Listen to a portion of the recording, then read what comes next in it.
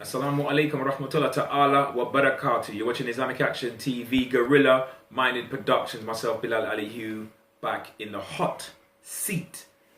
Last time we were chopping up game, we was talking, brother, and we were speaking about how Islamic Action has the capacity, has the ability, has a track record and a history to deal with some of the social ills, or not only the social ills, but some of the psychological makeup of the African diaspora in this community, and address those maladies. And whereas the orthodox scholars don't necessarily have the answers to those kind of questions, or don't really seem au fait with those type of issues, apart from there is no colour in Islam and Bilal called the Adhan. So we're kind of getting past that now and trying to get more sophisticated, but we ran out of time.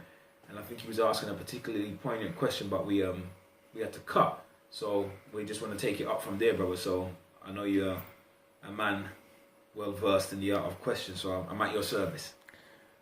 Shukran jazeelan. A'udhu billahi minash shaitanir rajim. Bismillahir rahmanir rahim. I seek refuge in Allah from the accursed shaitan. My name is Muhammad Solomon, and yes, we left the last meeting, the last episode, on a very important point. MashaAllah, today's myself and another brother are here in the studio with you to just ask some questions that on the follow-up points that was made in the last video. As you know, obviously that video now is blowing up on the internet, and a lot of people are inquiring as to finding out the works of Islamic Action, like what we did back 20 years ago, our pedigree. And it's obviously only just coming to the fore now, because like with a fine wine now, it's beginning to mature. So without further ado, I'd like to ask you the first question. It was a two-part question, but the first point was, why do you think that when many of the so-called black Muslims, whether they're Shia or Sunni or Sufi or whatever, Salafi, for many of them, as soon as they become Muslim, they adopt this anti-black attitude, like they almost, this self-hate pours out of them, and immediately they want to aid, succor, support and give help to other groups. Even sometimes some of the brothers wanting to marry non-black sisters, they don't want to die with anybody, just want a sister from another community, and similarly the sisters want a brother from another community who they see as Muslim. And so they don't want to build themselves up economically, social, politically. That's the first question. And the second question is, for many in the black community who've experienced and met these type of Muslims who are very anti-black, very hostile to their community now, do you think that there should be a kind of a deniggerization program, a program where these so-called people who come Muslim are taken to some retreat in a way and deniggerized from their negative self-hate, and understand the importance of how Islam can be the social cure to the problems within their community, and acknowledgement of their blackness is imperative to this. And some may even argue that some of the time maybe they might as well just remain kuffar, because they have not, when they become Muslim, they don't seem to even do anything to their community anymore. It's about other people's community. So how would you answer those two questions, brother? I'll answer the second bit first if I can, inshallah. Bismillahirrahmanirrahim. When you say about them not becoming Muslim, I mean, Allah decides who becomes Muslim. So that aspect is a very technical issue to answer, but I do think I understand the gist of where you're coming from, because if I think about it logically, you are a diplomat or you are an ambassador when you become a Muslim towards those people who are not Muslim who see you. So for example, if you're an African Caribbean person, you become Muslim now, but you still have those traits of self-hatred that you haven't really dealt with it, you haven't really addressed it. Now people will see that manifested, and you call him kafir and najis, and vomiting out this bile and this kind of anti your people rhetoric. It will be masked in Islamic language, but really it's just self-hatred masquerading. So then what kind of advertisement is that for Islam? What kind of dawah is that for Islam? If everybody's a kuffar and everybody's najis, who isn't a Muslim, an idolater, a mushrikeen, where does the love start? Where does the muhabbah start? The Prophet Muhammad was told, wasn't he? Peace and blessings be upon him, that don't worry for your people, because it was what was it? Think about why that was mentioned. Because he had a natural inclination. This black Arab man had a natural inclination for the Arab people, right? So I see what there's an inference in that question. I think I'm detecting that, and I can understand the dangers, and I would agree with you that there's a need for a de-coonification. I think you said deniggerization, but deniggerization, we're only arguing technical colonization. But the question still stands, so to speak. That I think that really needs to take place, because it's like I think I mentioned in the last episode, I genuinely don't think most people who are Islamic experts, when they really try to, I don't think they really can appreciate the clinical nature of the process that we went through to arrive at a level of self-hatred, and that for that transgenerational trauma to be passed down from generation to generation. I don't think they really appreciate or understand what took place. So there will be no real success. We will not bear real fruit until we come to terms with our blackness. We can learn about the surahs, we can learn about the hadith, we can learn about the great historical figures, but what would that be? It would be a misapplication of those teachings and a misrepresentation of those teachings. So it's very, very dangerous. So it's imperative that we name it, and we've marked this down from the 90s, from the early 90s. We've been speaking about this, and we've seen the bearing of the fruit. I mean, recently there have been a series of meetings in the African Muslim community, and maybe we'll save that for the next episode. But yeah, you had another question. Sorry, refresh me. Was it the part 2 of the question was to do with? It was to do with.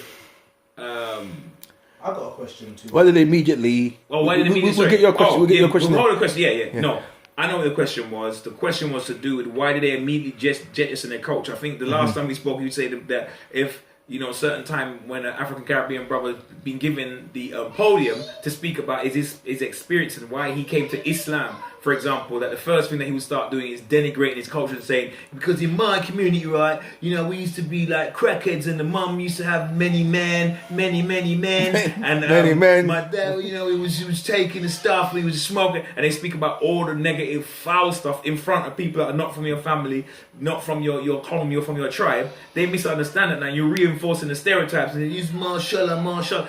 That is because we've been taught nothing but self-hatred. I think that you have to remember something, especially for the viewers who are watching this, who will watch this in Islamic Action TV land. You have to remember, when it was the transatlantic slave trade was taking place, they were to bring that institution to an end.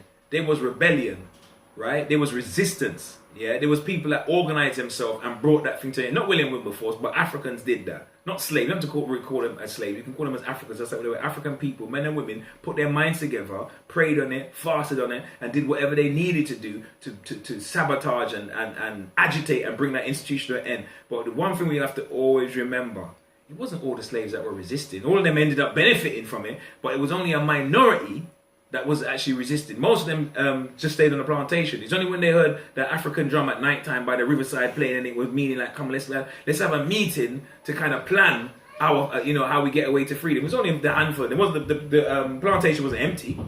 You see the birth of a nation. It's like a couple man and woman will be turning up. So likewise, because why was that the case? Because it was how they were taught, man. It was how they were taught. So the majority was in a certain mind state, and it was only a few that could resist. Only a few that didn't drink the Kool-Aid. But let me pick up back on this thing about the mentality, because it's going to probably tie into quite a few things we're going to discuss. Recently, I picked up an old book I had. The book is profound. The book is deep. It's by Dr. Amos Wilson. It's called Black on Black Violence: The Psychodynamics of Black Self-Annihilation in the Service of White Domination. Let me read that again. I don't think that you're at home. Read that, brother. I don't think they heard that. Black on Black Violence. Subtitle: The Psychodynamics of Black Self-Annihilation in the Service of White Domination. Woo! That sounds heavy, brother. So in Jamaica, we have a saying, "Dupping no for frightened." Mm-hmm. So in other words, even when these people have a violent streak and a violent tendency, it's usually turned inward. Do you understand? It's like I used to work on Suicide Watch, and you find out people that were victims of bullying didn't always lash out, but they would turn in and harm themselves. So that if you think of the black body on a collective level, it's like the oppression and the suppression from the external white dominated society. You think they would lash out, but they didn't. They self-harmed. They killed themselves. That's deep. You understand what I'm saying to you? So it's in a service. So even though we live in a society on which is white dominated, it's the dominant theme isn't democracy, isn't socialism, isn't left wing, isn't right wing, it isn't liberalism, it's white supremacy, white privilege, white hegemony. That's the society we live in. I didn't make the rules. You know what I'm saying? That's just where we live, how it goes down. And that's taking place on a global level.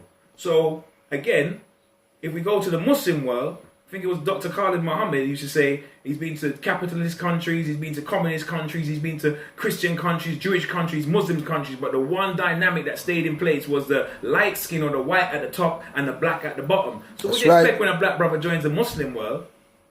It's going to be business as usual. That's right, brother. So I think hopefully that goes some way to answering your question, but I think the brother to my left has a question also, brother. He was going to say something, but I kind of cut your wisdom. What was he going to say, Ak?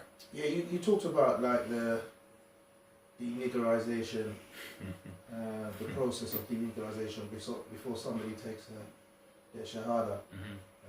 But aside from that also, I think you need to look at the mental state of the person as well, their background, what kind of lifestyle were they living, how do they feel at present, because all these things have some impact on the, but they don't just disappear after you take your shahada. For sure. They're still there. So obviously there will be voices out there saying, well, you're trying to officialize Islam into something. No, it's not like that. We're actually looking out for your best interest, so that you don't just come into the deen raw and all these feelings and this history that you have behind you are suppressed temporarily, but later on they're going to rear their ugly head. The subconscious come forth and destroy into the conscious. So even aside from the deniggerization, you need to talk to people and say, you know, what was your childhood? Psychological. What was your relationship with your father? This is what we call assess. So you're talking about an assessment process. Thank you. You're talking about assessment process. Like a full assessment. Like if you do a risk assessment and you ask a person about, you know, what is it that's brought them to Islam, but you might even also say, what was your relationship like with your mum when you was growing up? Yeah. And what's your relationship with your mum like now?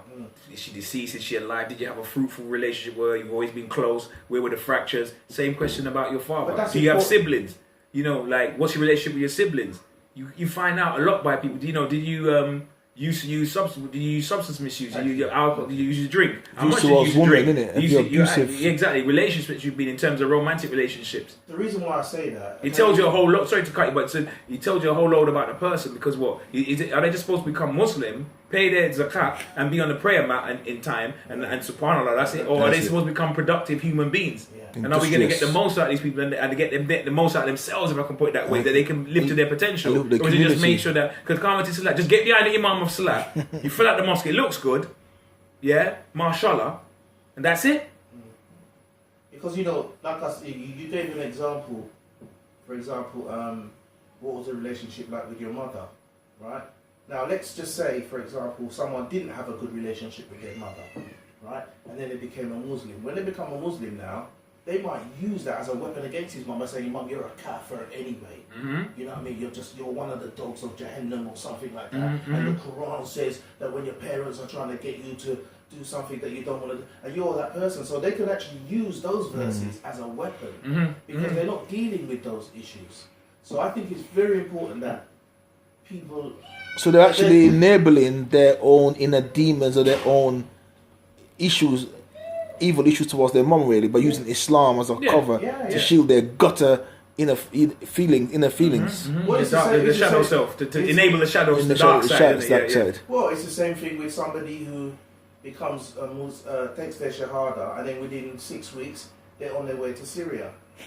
I mean, what the hell is that? You don't even know your salat, you don't know anything, and you're gone already. It's to me, there should be some... If somebody wants to take their shahada and come into Islam, right? I'll be very brief with this. If somebody wants to take their shahada and come to Islam, you should say to them, all right, don't take a shahada now, let's wait 3 months and go through this process, and then we'll decide I agree. Yeah, that's just my opinion anyway. You don't I have totally to do agree with that. Officially, there isn't that in Islam. I'm just saying that the state that we're in now, especially as black people, it can't be as simple as just going I totally agree. I totally agree with that, Aki. I think this is just because we have to tie this up, but I totally agree with what you're saying. In that, I think there has to be, people have to come together and decide. Yes, this may not be, like we're saying as sheikhs or whatever, some Islamic principle. We're saying like if there is if there is a disease that's threatening, that rabies is threatening that community, you need to quarantine. You need a quarantine so that people. So as we said before, you need that hard. If someone's a womanizer, then don't be dropping them 4 wives thing on them or mutter on them, because in the first week they become Muslim.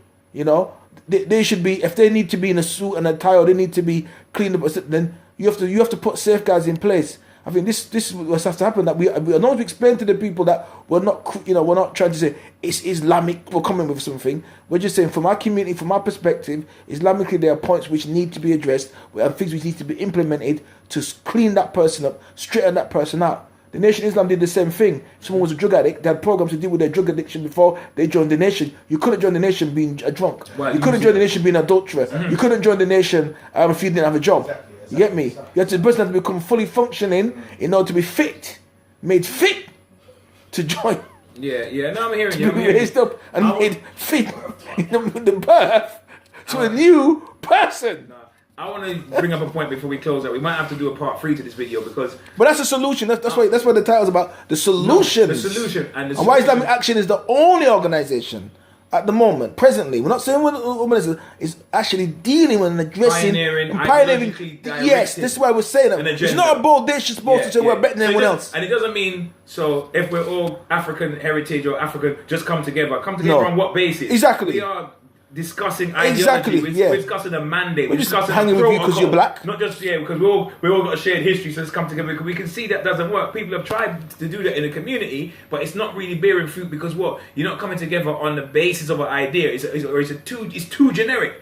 So what I'm saying is, just like how Malcolm X questioned the issue of the civil rights movement and was saying about desegregation. And integration, not because it's a bad idea in principle, but because he had an idea of how it may impact his people because of their psychological makeup. I hope that's something that we can maybe, inshallah, if Allah permits, we can expand on that or develop that in another video to say it's not the actual thing in itself generically is bad, but if these people's condition is of such, it might we're worse off now, brother. Might not be good for them. We're worse off now than before it was started. You had marriages, businesses, things. Look at us now.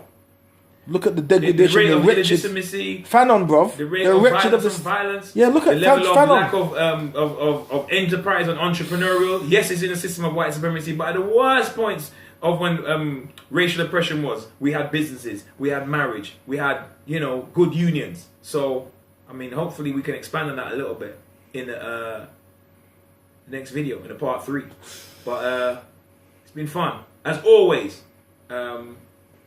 And we will see you next time for another detoxification of Islamic Action TV. Assalamu alaikum wa rahmatullahi ta'ala wa barakatuh. Of course they're going to subscribe. They're going to hit that button on that side or that side. Sure.